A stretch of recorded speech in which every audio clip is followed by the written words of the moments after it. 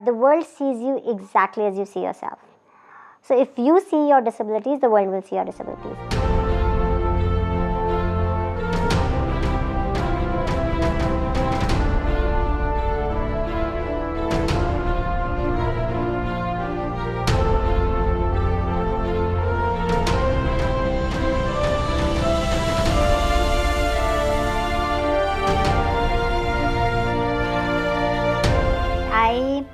I was actually my nursery school topper, and my interview went well, but I had a nasal voice, and I had a cleft palate, and I had a nasal voice. So because of that, the school rejected me. They didn't take me, and then my parents had to basically beg someone for a re-interview, and so that happened, and then I was taken in, and I ended up becoming one of the toppers of the school.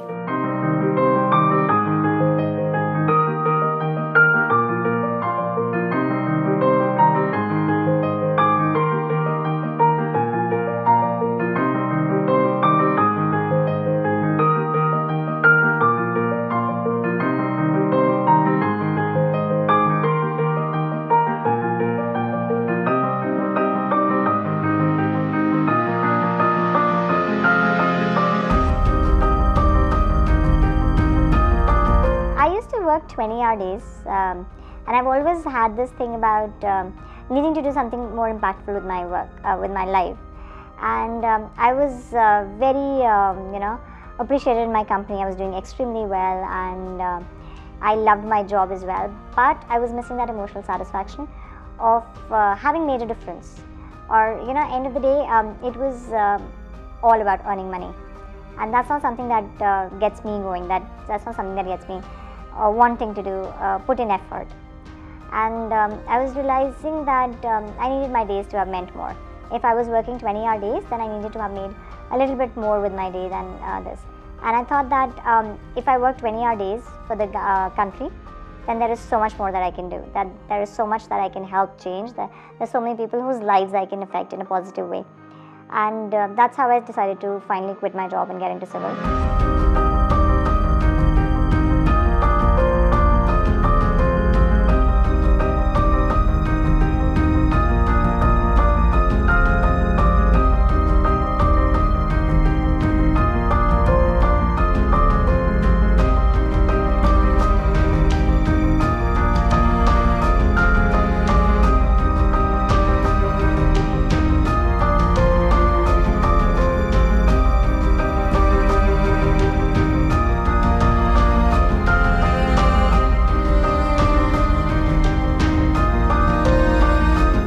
Cancelled my candidature based on the fact that they said that your disability is not amongst the ones allowed in the service that you get at your rank, and so we won't give you. One imagines that you're discriminated against in the private sector. Usually people think that government has to, there is a Article 16 in Constitution, equality for everyone, right? And so one imagines that you will face problems of discrimination in the private sector, but strangely for me, it was the other way around. I was very accepted in the private sector. I got my jobs very easily.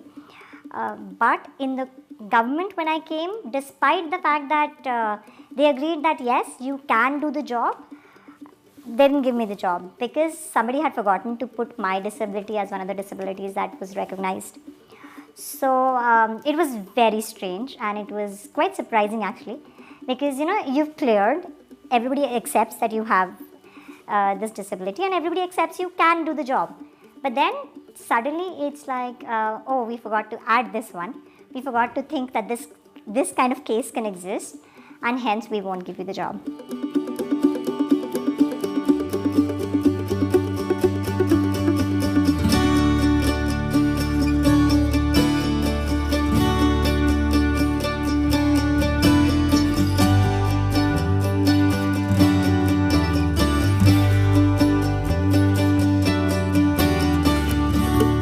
I was wondering what to do, so I started preparing for the next attempt and hoping that I'll do better. But I started getting calls from a lot of other candidates to which similar things had happened. They'd also been rejected, and they didn't know what to do about it. And I realized that I had the financial resources to to actually go to the courts and fight for this. Most people with disabilities come from poor backgrounds. So they don't have the financial strength to anyway keep arguing and fighting their cases. I realized that I was one of the few people who did. So that's how I decided to go to court. Our system is based on limb-based disabilities. It's not actual disabilities, it is limb-based, okay? So there are a lot of other disabilities which fell through the cracks. For example, with the latest act, dwarfism has been recognized. But before that, that was not recognized as a disability. So a person who was a dwarf would never get in. And in fact, I shudder to think that before the Act of 95 came in, I wouldn't anyways have been allowed. Because the medical criteria that exist, I'm never going to fulfill that. So even if I clear the exam, even if I do well, I will still never be allowed to get into the services. For a minute, you couldn't really believe that this was the criteria and this is what was happening. Problem with government becomes that what's written on paper, that's the only thing that can happen, and only courts can change that. Which is why we had to fight this battle, and which is why this had to be taken up. Because if it can affect a lot of lives, and thankfully with the new act, these kind of things will be a little less often.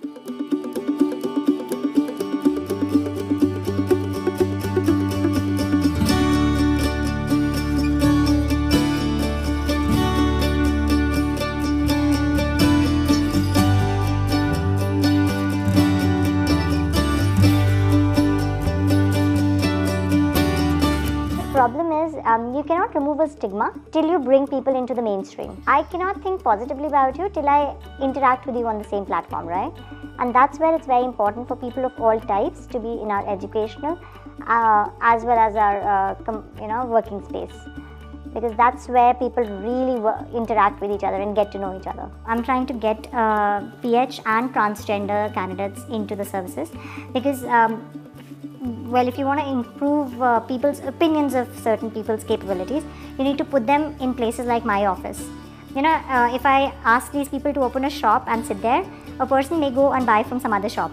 But if they come to my office and they have to get something done from the government, and this is the only person that they can get it done with, they will deal with that person and they will change their opinion.